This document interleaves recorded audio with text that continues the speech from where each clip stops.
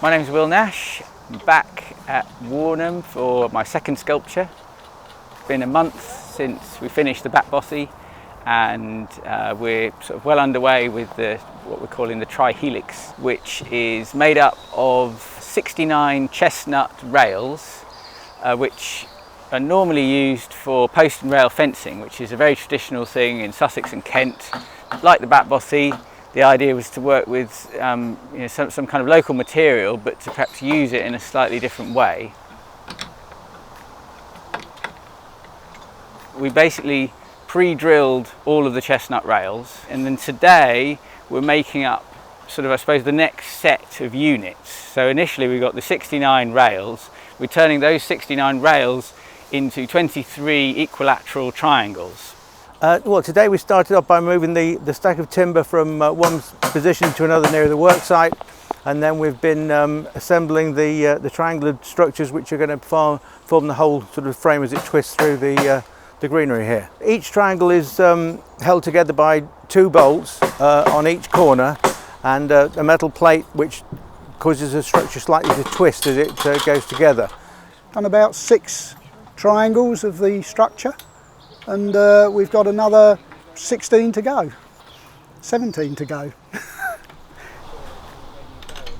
Oh yeah, you do it all like. Did it have seat belts on the sofa? Well, it did have a lap belt, yeah, but you sort of get on there and you sort of... I suppose the genesis of the idea was a sort of encounter with a chap called Graham Matthews, who comes here on a regular basis and collects microscopic pond life from the various waterways and the mill pond. He's interested in all sorts of stuff and the history of microscopy, which is something I didn't really know anything about. So visiting him was a real eye-opener. He introduced me to diatoms. Will came round to see me, and I showed him a selection of things that I'd collected from the reserve, and he was particularly interested in the diatoms.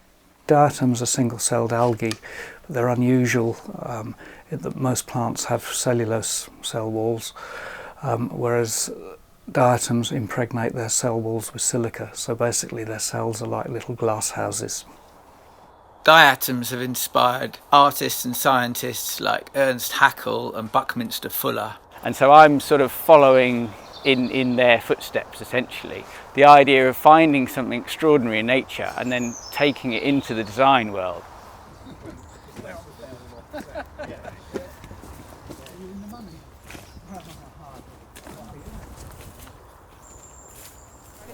Rails, posted rail fencing. If we needed to, that would be the softest way. Yeah. Since Tuesday, we've basically brought all the sort of units, the triangle units together. I think we've just put the 20th one on.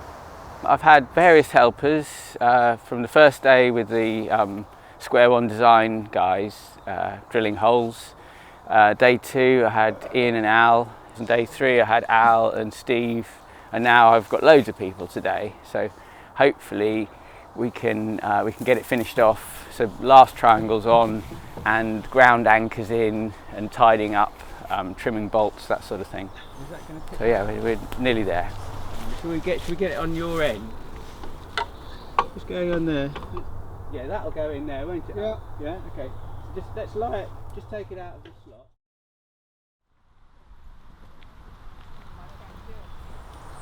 So today was the opening for the Discovery Trail, which the 2 sculptures are part of. It's just a nice sort of culmination of the project, really. Seeing them, actually drawn in on the map as part of, there are the hides and the various different sort of logs for bugs to live in, and then there are the sculptures, and they do feel, at home here, and that's not an accident. There was a genuine sort of reason why these sculptures are right for this place. So the back bothy, its form is from the place, from the history, and it's to be inhabited. And the Tri-Helix is a beast. It's actually, it's kind of on the move through the forest. So it's like this is its habitat.